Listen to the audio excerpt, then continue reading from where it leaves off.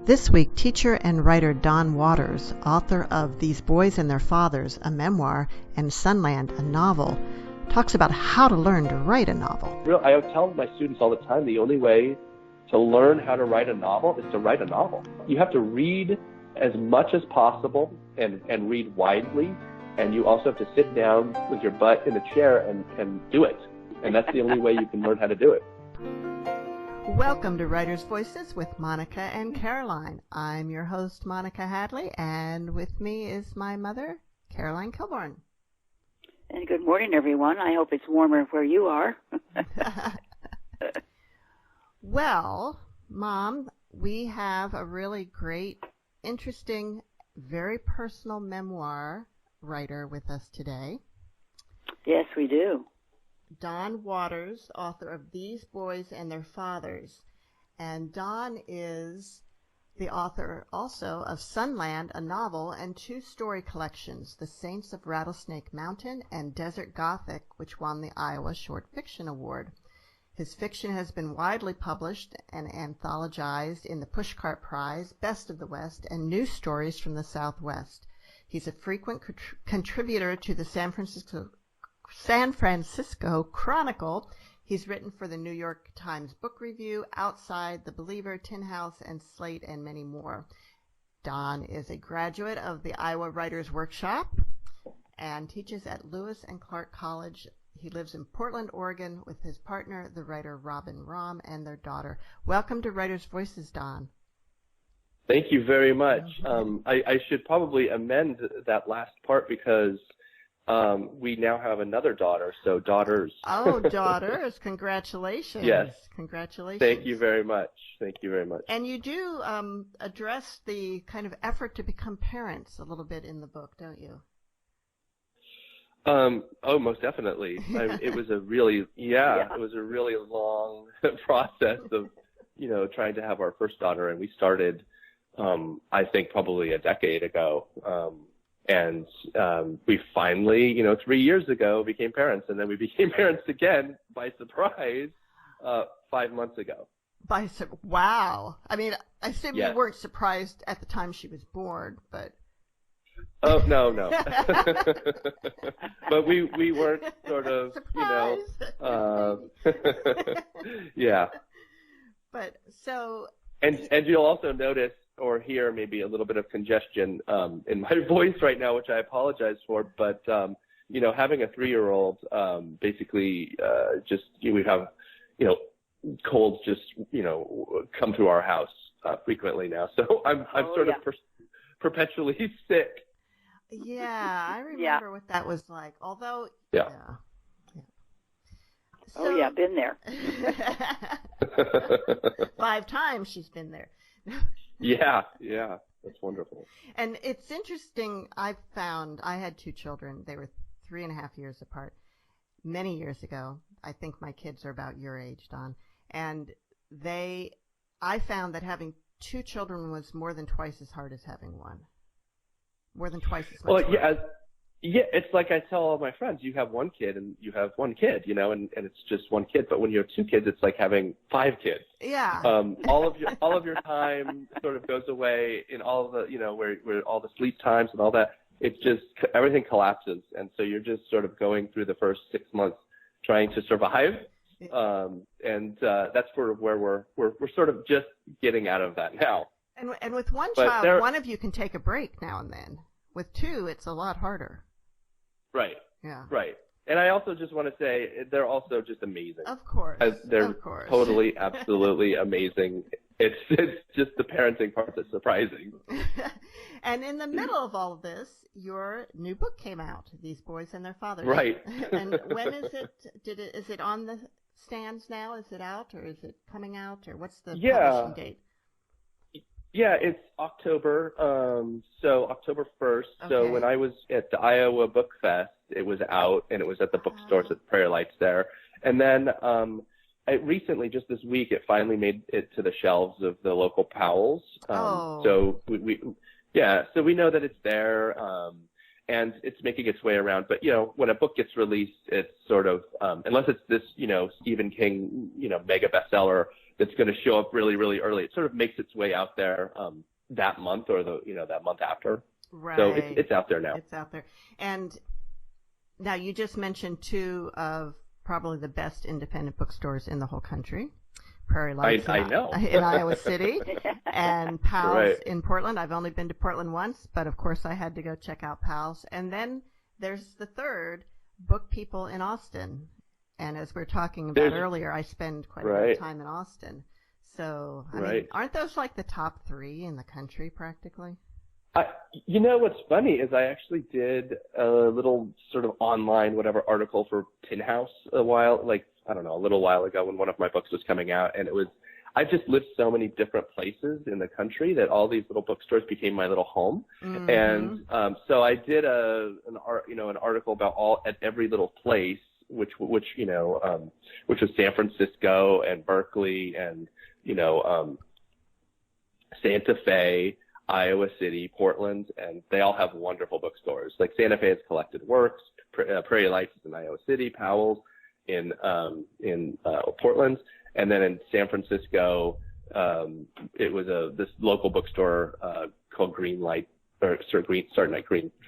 Apple Books, which was sort of where I actually got a lot of my education because I moved there pretty soon after college, and it was a bookstore that was in my neighborhood, and I would go over there and literally just in the fiction section go from A to Z and just look at all the different, authors, because where I was from, I didn't have a bookstore like that, and so I would just go from A to Z and just try to, figure out who these authors were, what they were writing, and, they had all kinds of different magazines about writing and zines, and, it was just this huge education for me, and I loved that place. So I actually wrote about that place too. Well, obviously I love local bookstores. We have a great one here, Revelations Bookstore, which is also a restaurant bookstore. And this is a small town of Fairfield, 10,000 people, and we still have a great independent bookstore. But I got to admit, I still do like Barnes & Noble too. Uh-huh. Yeah. I mean, there's some. I think that there are some Barnes & Nobles in some parts of the country. That's like, a hub, where you don't have alternatives. I mean, it's a hub for, people meeting in the cafes. And, if you get some employees there that know what they're doing, they'll stack the shelves with really cool books. Yeah. Mm-hmm. I don't know. I guess there is no such thing as a bad bookstore. That's right. I'm sure. I like that philosophy. That's a good one. So, Don, at what point in your life did you know you wanted to be a writer? I never set out to, quote unquote, be a writer. I come from, I was born and raised in Reno, Nevada, and it's a really provincial town. And it's one of those towns where, if you have a Barnes & Noble, it is the sort of lifeblood for, local writers or something like that. But there were very few places to sort of find alternative, visions. And so I found those in mostly, like, there is a really great bookstore in Reno, Sundance Books. And then I also found it in my local record store.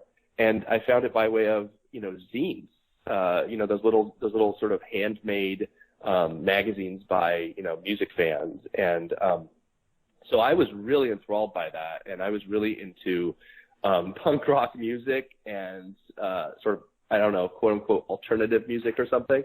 And I started making my own zine when I was 19 years old or 18 years old.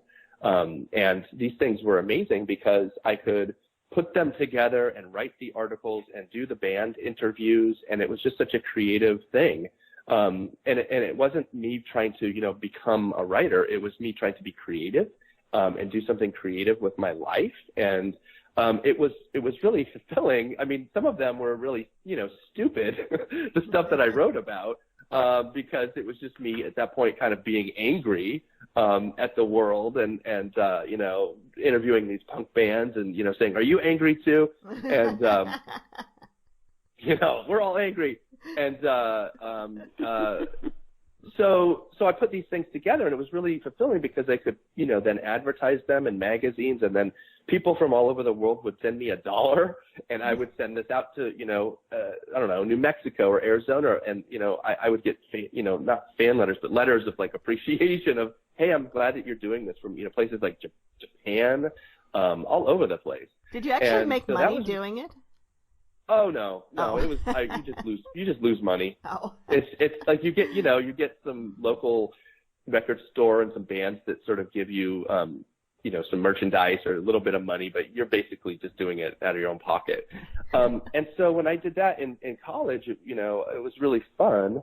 And then simultaneously I was taking literature classes, and I never really took a writing class in college. I actually mentored with somebody, or I was there was a mentor of mine who was a writer in college, and I did an independent study where I wrote a novel. And so that's it was sort of a weird confluence of things, because I loved writing, and I loved writing, nonfiction and doing band interviews. And then what really turned me on was this one class that was the art of the novel, and I remember reading Nabokov's Pale Fire, and that book blew my mind because it just showed me all the different ways you could go about writing a novel, because I was so used to reading books. They had the sort of same story arc, and they were the high school novels, and everybody sort of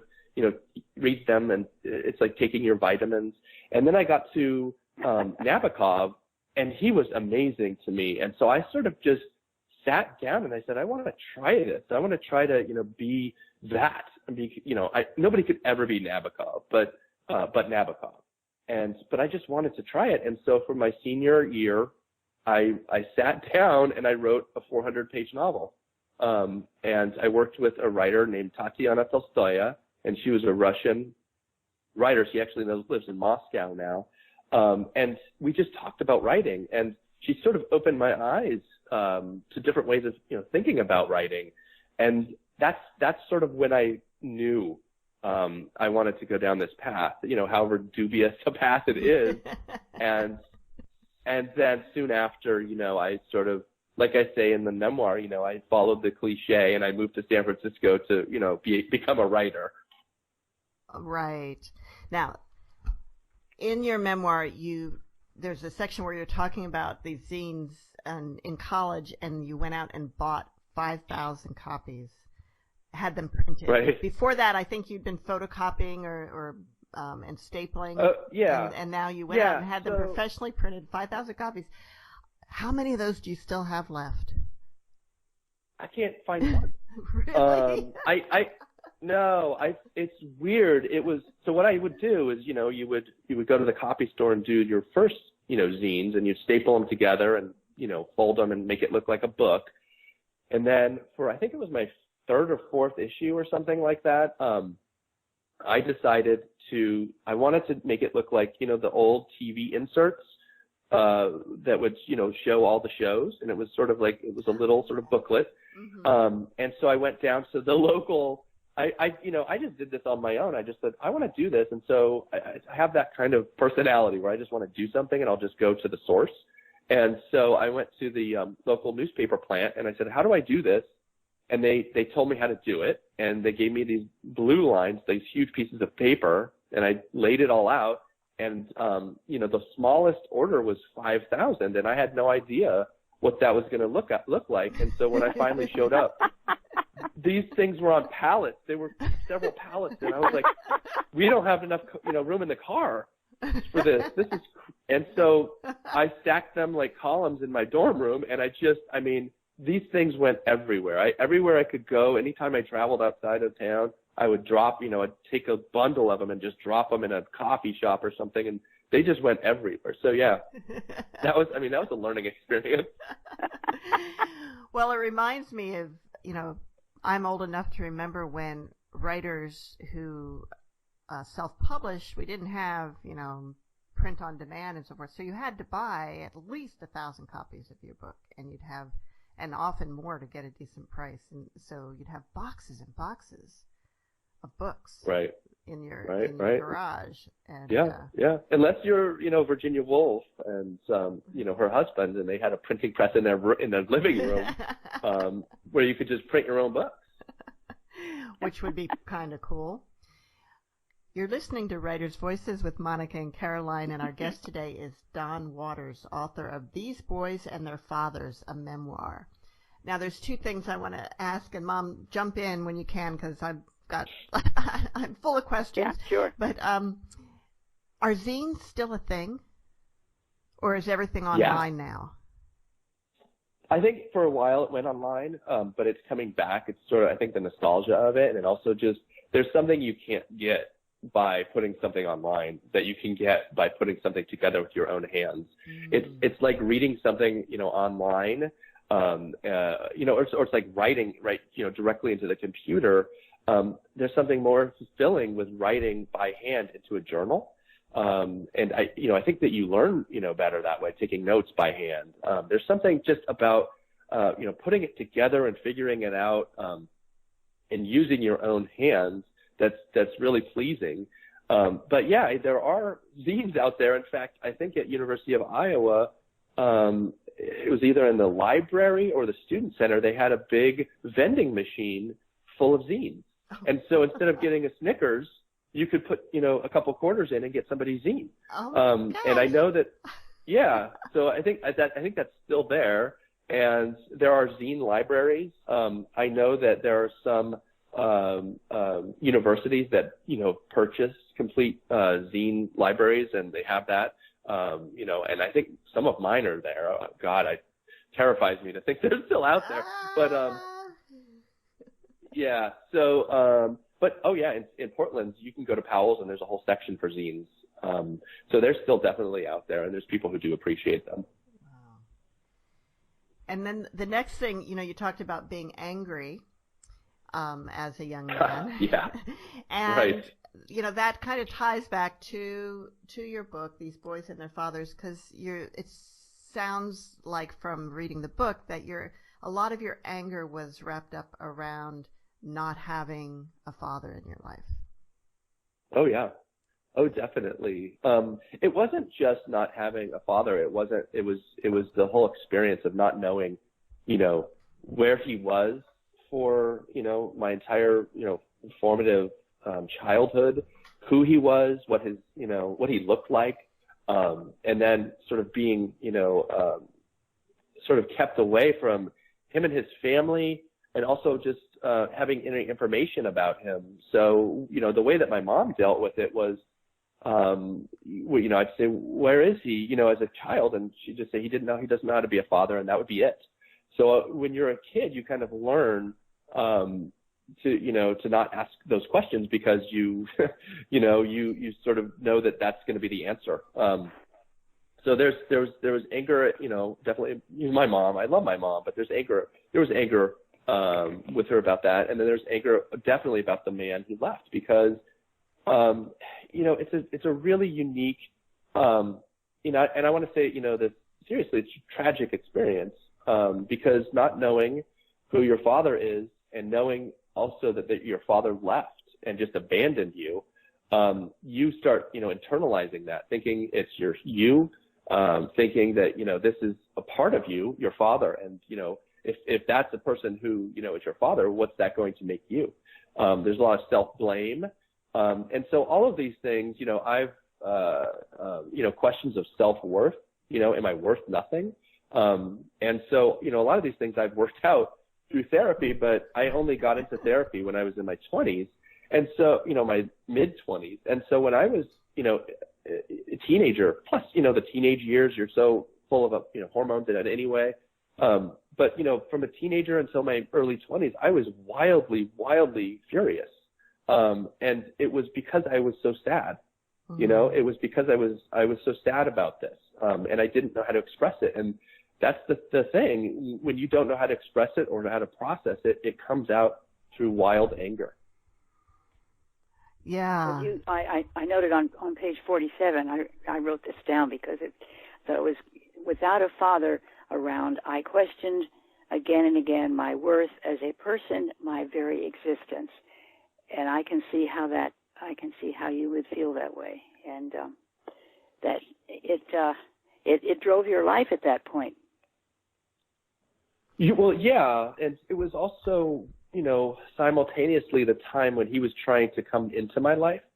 It's really something when your father basically takes off, abandons you, there's no contact, and then around your 18th birthday, tries to get in contact with me with a "Hey buddy," card in the mail and a $50 check.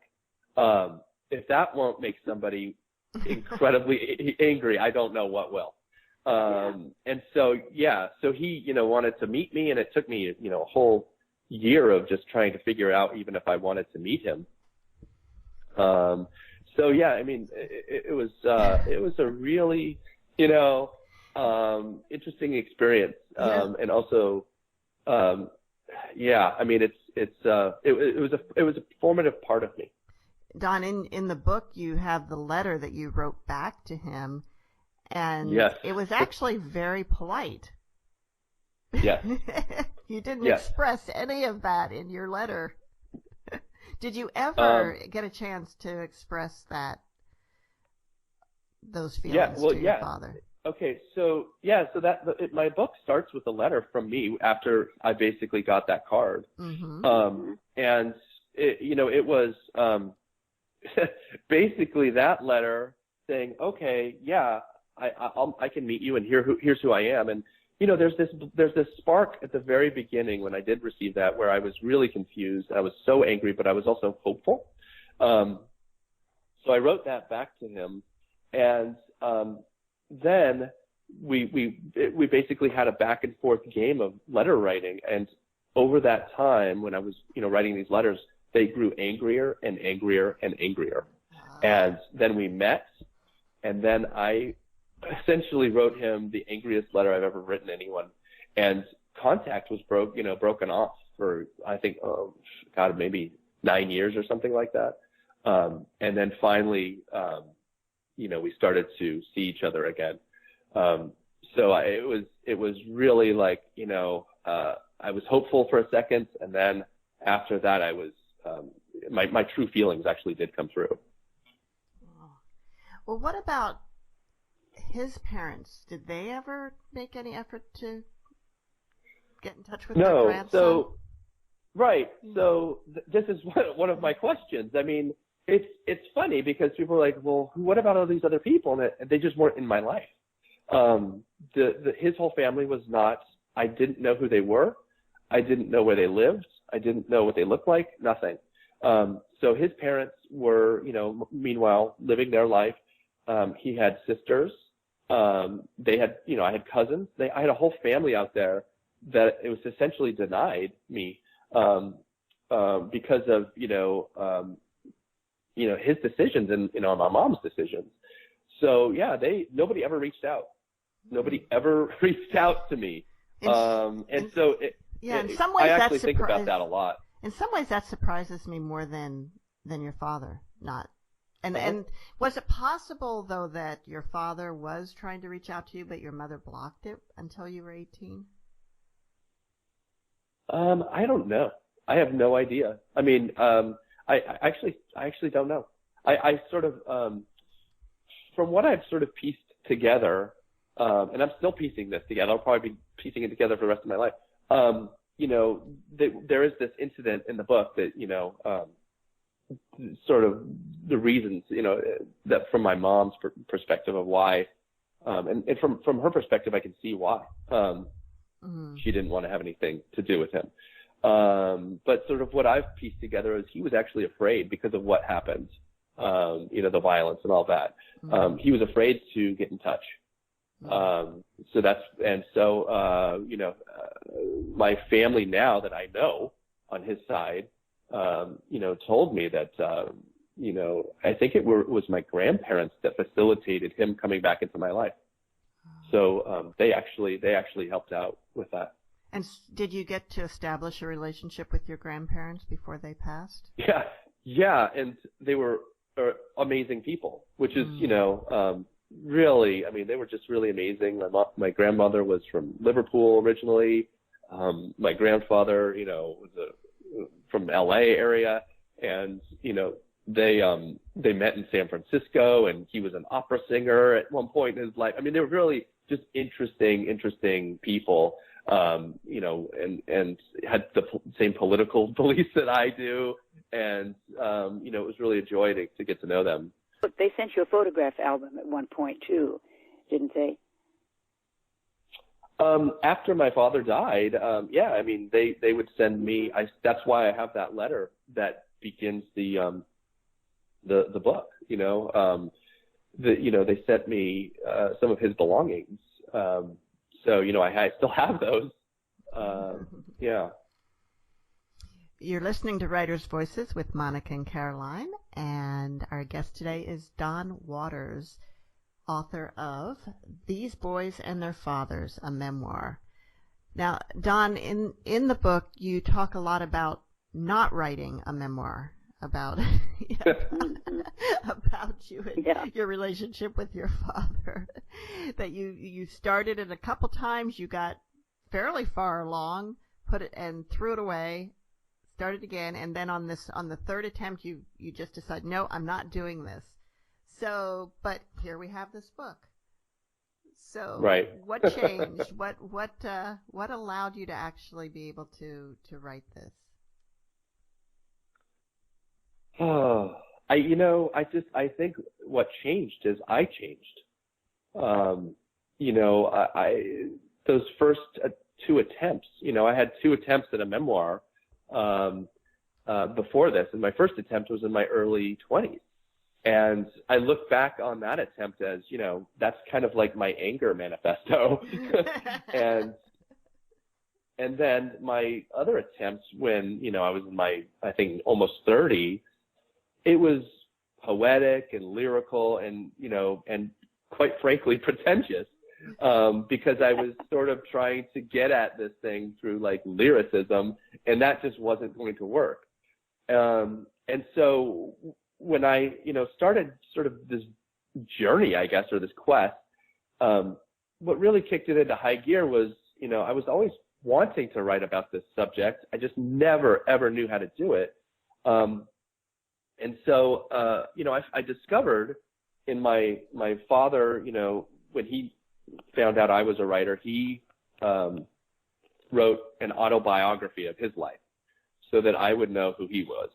And in the book, I talk about this, and it took me a while to actually open it and read it. And it was, so by chapters of his life, like his childhood, his college years, the time he was in the Navy, when he was a surfer. So I was really enthralled by his surfing chapter. And I was, into surfing, and so that felt to me like a connection. When everything else in our, relationship was disconnection, that one subject was a connection for me. And so I pursued that topic, surfing, and pitched an article for a magazine, for Outside Magazine, and it was all centered around me building a surfboard with this icon of surfing, Greg Knoll, who grew up down the street from my father in Manhattan Beach, and gave my father his first surfboard. So I wrote that article, and you can't really get into everything in a magazine piece. And so after I wrote that, I said, I really want to continue to do this, this memoir, but I don't know how to do it. And so I essentially used all the tools in the writer's toolbox to write this memoir, and that includes fiction. There's a fictional story. There's a short story from my father's point of view. There's investigative journalism. There's actual memoir. So I just used everything I knew to stitch it together, and with the straight narrative line of just me wanting to get at this one subject, my relationship to my father, and sometimes you can't get at something straight on. You have to maybe go at it sideways And so with this memoir, I went at it sideways in many different ways, but it ties together. There's adhesive to it because it's all about my relationship to my father and trying to get it, and discovering the truth, and then me becoming a father or trying to become a father and figuring out how to do that. How do you become a father when you've never had that, influence in your life? Don, why don't you read a little bit from These Boys and Their Fathers? Okay, sure. I'm going to start on page 7. I never knew my father in any meaningful way. Even at 37, after a decade of therapy, I still find it painful to acknowledge this truth. Any man whose father leaves can understand the shame, confusion, and anger generated by such primal loss. Early on, Mom often joked she was mom and dad. I was her only kid, and she provided for me. She managed, but it never kept me from wondering, during those lean years when we shared a bunk in a tiny one-bedroom apartment in downtown Reno, Nevada, if our situation might have been different with a father around. Along the way, she enlisted men from her clerical job at the sheriff's department jail to dole out nuggets of paternal advice. I remember one evening when I was around 11, sitting down with a homicide detective who, badge on his belt, holstered gun between us on the dining room table, wanted to talk to me, man to man, about sex. I never knew anything about my father throughout my childhood or teenage years, his whereabouts, what he looked like, what he did for a living, nothing. Whenever someone asked about him, I felt ashamed and I lied. He was faceless, a phantom. His absence grew inside me like an expanding void. The idea of him living in the world somewhere out there haunted me. Did my entrance into the world cause him to leave? Was I worth nothing? With him gone, I still needed guidance, and I looked to my friends' fathers for cues. I absorbed their attention as leaves did sunlight, and I quietly learned which ones to appoint as role models. Why he left remains a mystery. Why he stayed away is another mystery. That part of my family history is full of holes and silence. The questions I've asked over the years yield bewildering answers. As unbelievable as it may seem, I've been unable to get any family member on either side to share more than a few scant details. Whenever I ask Mom, which doesn't happen because she's built a moat around the subject, adorned with decapitated heads on spikes, she's likely to say, "Why do you dwell on this so much? You're just like your grandmother." Her mother, my grandmother, never knew her father either. She was illegitimate, abandoned, and raised by nuns. Over time, the topic of my father slid from taboo to never discussed. I was left to unearth my own pieces of truth. Years ago, Mom offered a brief whisper of insight, a quick peek at a long-ago drama before her curtain crashed down. The information spilled out during a fight. It's like that with her. Information leaks out slowly, like flammable gas, threatening to ignite if I demand too much too fast. I learned early on to curb my curiosity and bottle it. There have been low murmurs about violence and betrayal, but no one has ever given me a complete or satisfactory story, and stories are important to understanding a life.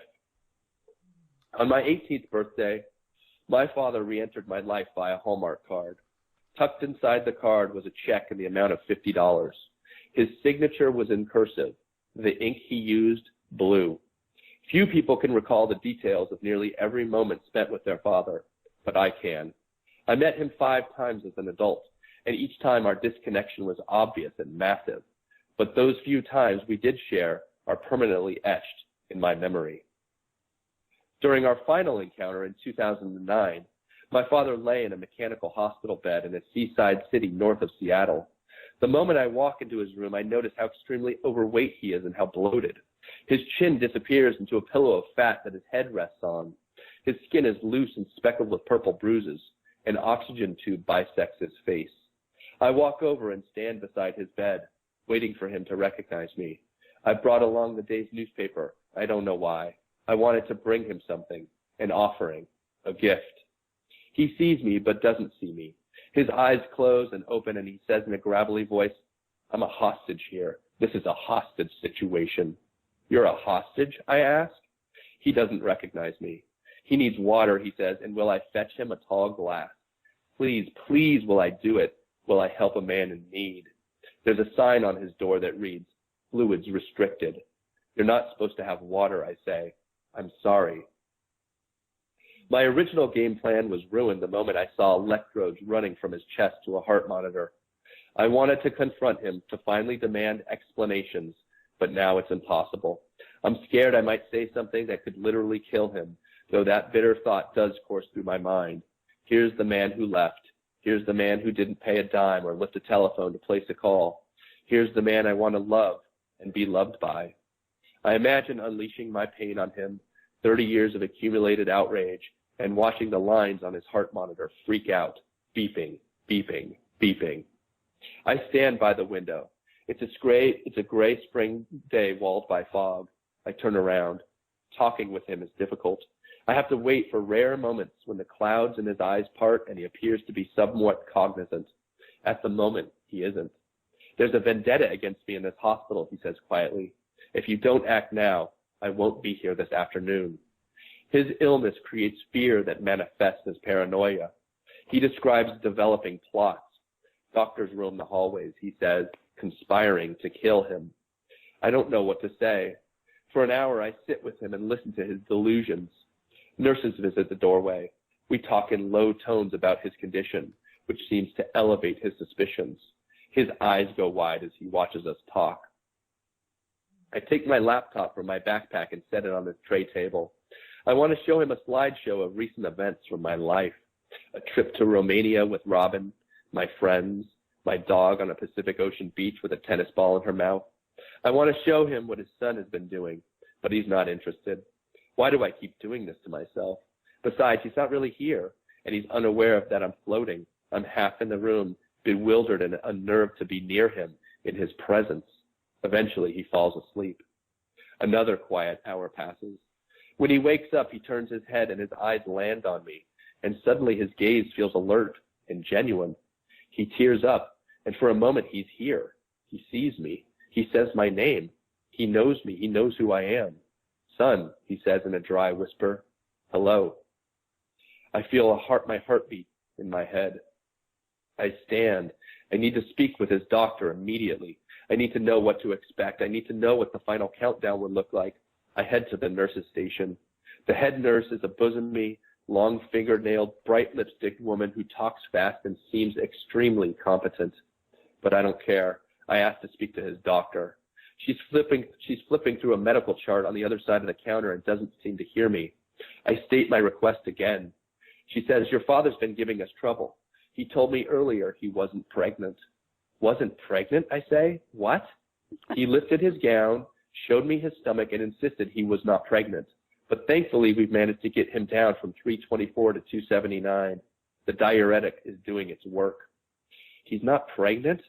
I can't handle this shit. I need to speak with his doctor, I say again. I want to know what's going on. I can answer your questions, she says. No, I want to speak with his doctor, not you, his doctor. The doctor's at lunch, she says, and she reiterates she can answer any questions. I meet her eyes. I'm not messing around. I raise my voice. I want his doctor on the phone right now. I stalk around the nursing desk, and she stands and takes a step back. There's still time, I want to say. There's still time.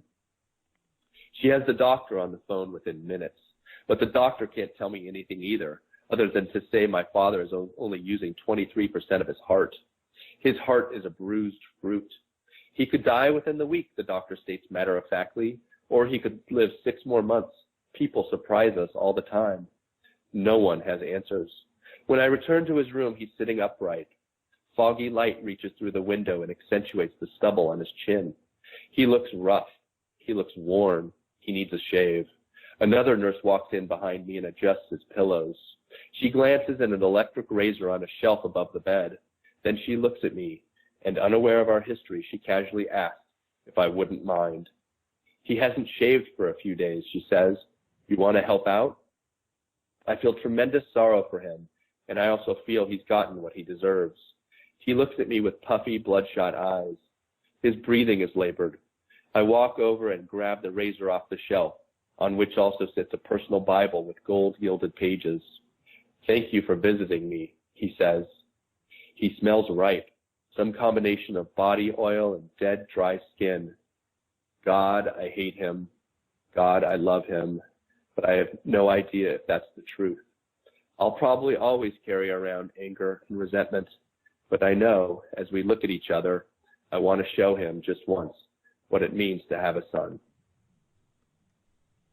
And that was Don Waters reading from These Boys and Their Fathers, a memoir. That's really, Yep. That was really that's a good thing to read from this. Yeah. Good choice. Yep, I thought so too. You know, that's funny. I when I was reading from that section about a month ago, I mean, that was the section I was in Iowa City for the festival, and I completely teared up when I hadn't read that out loud for people. And so I was hoping I wasn't going to tear up and, get a bigger frog in my voice. But I was, joking with a friend beforehand, should I read the excruciating part or the really excruciating part to the audience? But, I try to balance the really, heavy stuff about, what this memoir is about with lighter things as well. Right. My investigation into another family, my foibles of trying to date, all those things. Let's talk about funny. Let's talk about some of that. Let's talk about the other Don Waters. Sure. Yeah. Because you do, that's what you say, your investigation into another family. So when somehow you Googled your own name, I guess, and you were looking, I remember, you were looking for some of your credits to put in a new CV. And right, so yeah. Right, go for it. And so you found some of these credits under your name that weren't yours.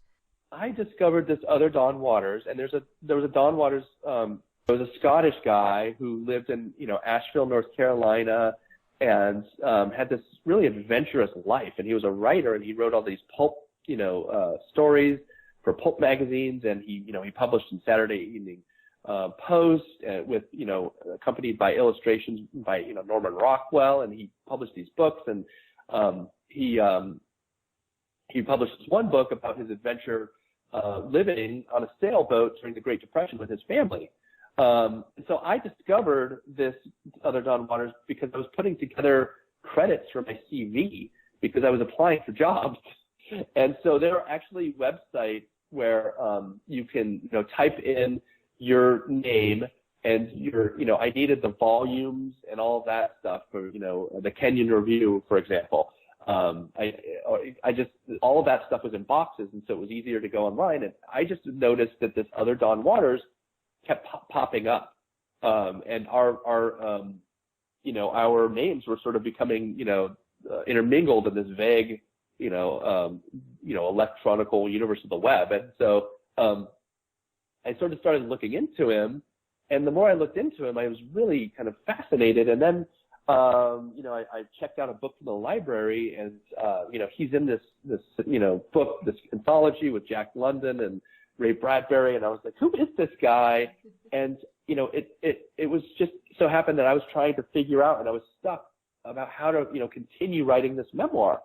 And so as I started looking into this guy, I saw that this other Don Waters had this what seemed to me at the beginning this perfect nuclear family. And he was having these adventures with them. And so I checked out that book, and I just realized this other Don Waters' life was the perfect counterbalance to the story that I was telling. I was telling this pretty, heavy story about, being abandoned and life without a father and being angry and, sort of becoming a writer and what that all meant. But I realized I could also counterbalance all of that heaviness with this other family's adventures with their life at sea, which is what I do in the second section of the book. I just completely fell for this guy, and of course, as I go through their adventures, and the more I look into their family, and I really did look into their family because I did an extensive amount of research on them. And I reached out to their, distant family members to figure out, who they were. what they were like. And, I eventually followed, the daughter, Gypsy. So it was Don and his wife, Margaret Waters, and their daughter, Gypsy. And, I eventually tracked her down with the help of a private investigator because I wanted to see what happened to this family. And, of course, my little myth of the perfect family in the book basically it explodes, right? Yes, because yes. No family is ever perfect. And so the truth is the stuff that I find out about them, it's pretty shocking. Now, did the family members that you reached out to think it odd that you were doing this research? Oh, yeah. So the first, they found it interesting, but at first I reached out to this one woman because I found her name on a genealogy website, and I reached out to her. I found her, and I reached out and I said, you seem to be looking for information about the same person. And because my name was elaborate the same name, a little bit, she thought we'll be fine. right away that I was a family member. Like I was a distant family member, and so she was, hopeful that I was a family member, but I wasn't. Yeah. But she was really helpful. Yeah. And then my approach after that was to explain myself right away about what I was doing. And some people were, harder to find, and some people were really, easy to find, because Dawn's wife, came from this amazing family, and they sort of were, they from Asheville, North Carolina. She, she mingled in this, high literary circles, because her sister was married to Kenneth Burke. And of course, Kenneth Burke, knew everybody in Greenwich Village. And so, so that, it was sort of easier to track down some people than it was others. It's interesting that, you have the connection with this person of both being writers, same name, you're both writers, but then the sailing and the attachment to the ocean, and it's sort of like connecting through your father as well, because your father also was a sailor. Right. So yes, I mean, it's the love of the ocean, right? It's the being a waterman, being raised near the ocean as my father was. He was a great surfer. He loved the water. And then later in his life, he sailed aboard, he had his own sailboat. And so that was a connection as well. But I mean, I love water, and it's so funny because when I tell some of my friends, oh, doesn't this sound amazing to live on a boat in the Caribbean for, for a number of years and, and raise your children there? Oh God, they looked at me like I was a crazy person. But, that does sound amazing to me. It does sound, incredible because I do love the water and I do love adventure. And,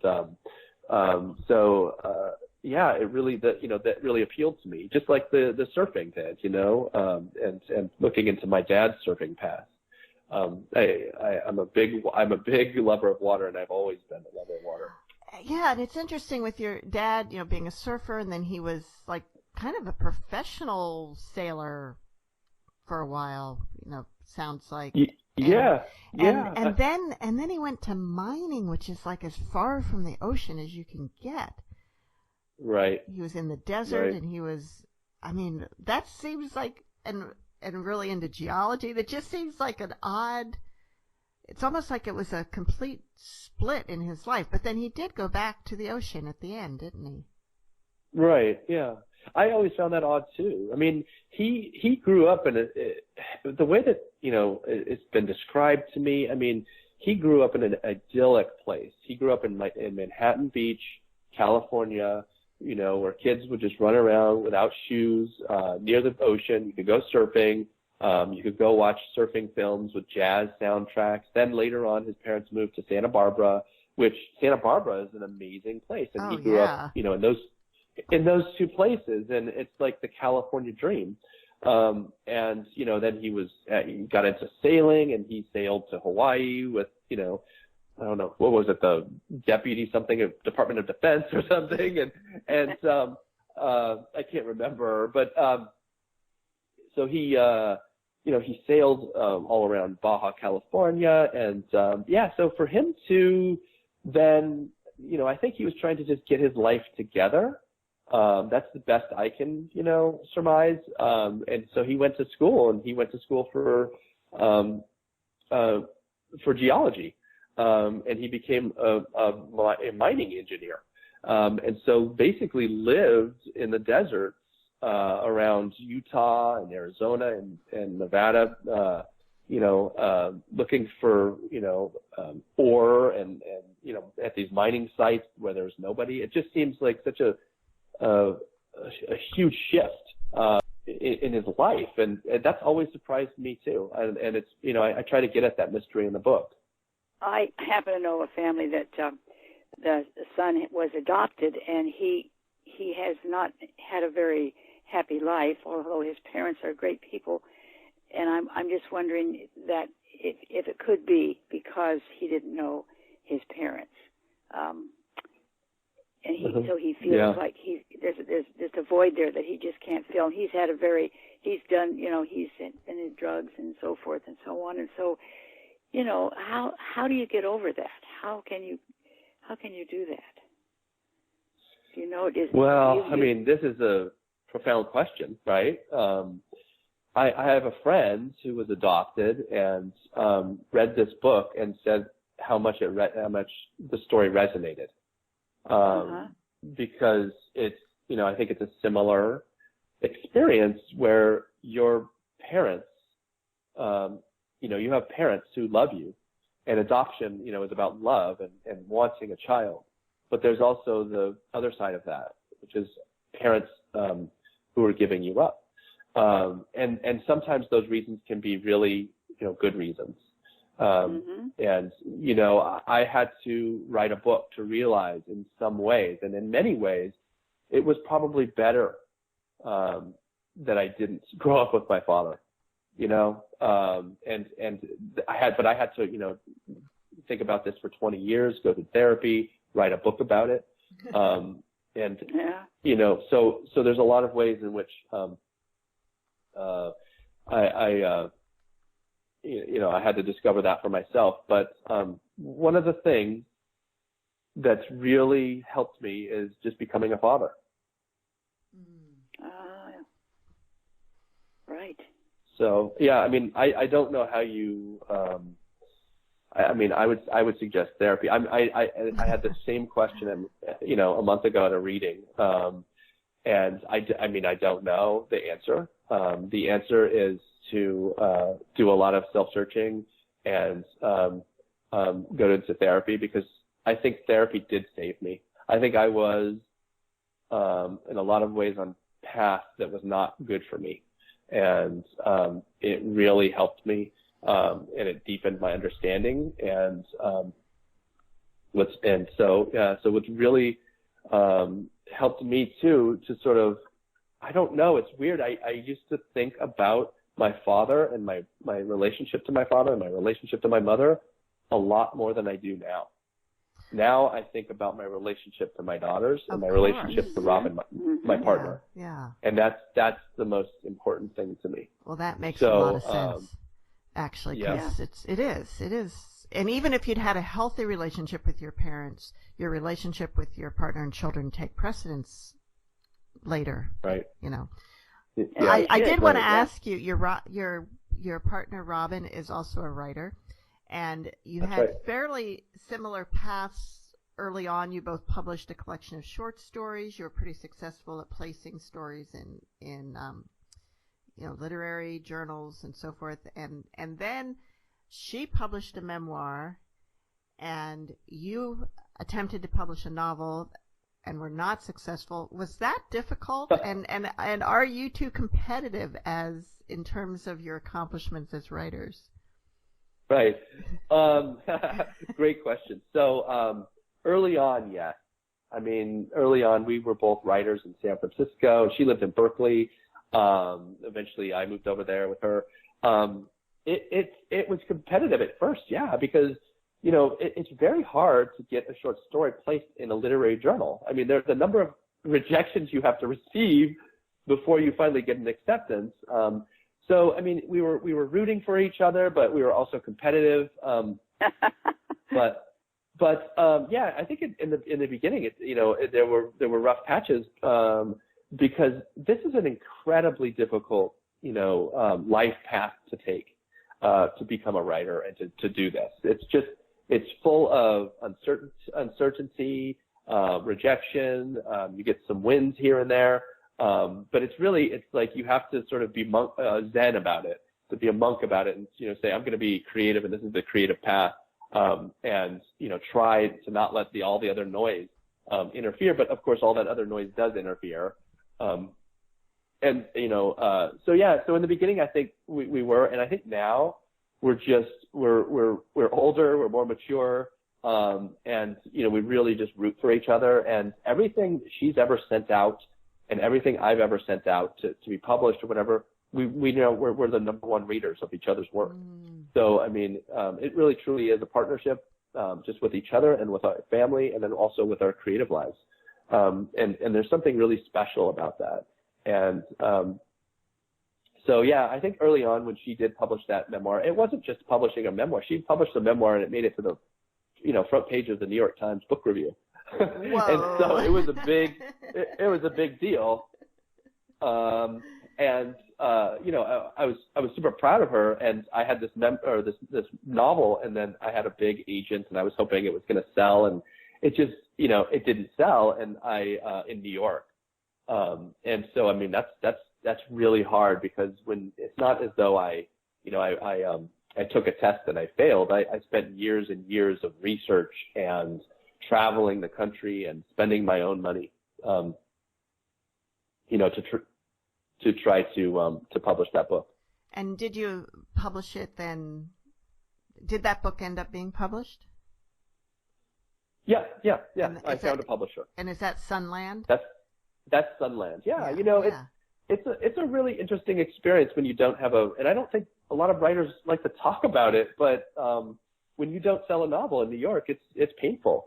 Especially when you have an agent who's rooting for you, saying it's exquisite, it's sublime, it's really wonderful. And so you start to think, hey, this is going to work. And then when it doesn't work, and then they stop, taking your phone calls, that's a real blow. Yeah.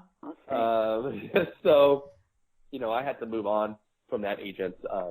I essentially went out with the book and found a publisher, the University of Nevada Press. They had a great series called Westward Fiction. And so they published it, and it did pretty well. Now, how many novels had you written before that you did not try and publish? Okay, yeah. So because I came from the sort of DIY, do-it-yourself culture of zines and all that stuff, I was always into, doing, publishing things myself. And in fact, I ran a small publishing company in San Francisco, and I lived there and published other people's work. And so, in the meantime, I was writing novels, thinking that if I ever wanted to, publish something, I might just publish it myself. But I wrote that first novel in college when I was 21, 22, and I just didn't stop. I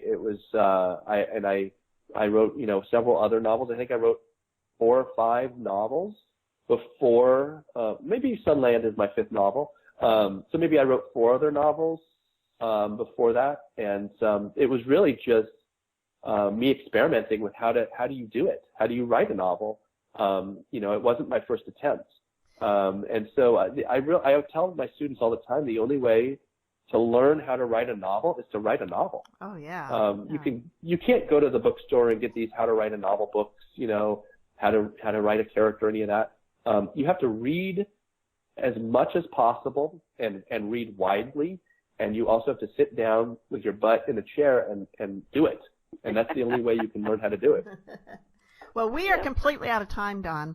And I want to thank you so much for being with us today. And Mom, do you have some thank you. Do you have some closing words for us, Mom? Well, actually, I have 2 things, but the first one is that we know you can't change the past, yours or someone else's, but you can influence the future. Perhaps you can help a child who has an absent parent just by showing them that you care about how they feel. Oh, I love that. Excellent. Thank you.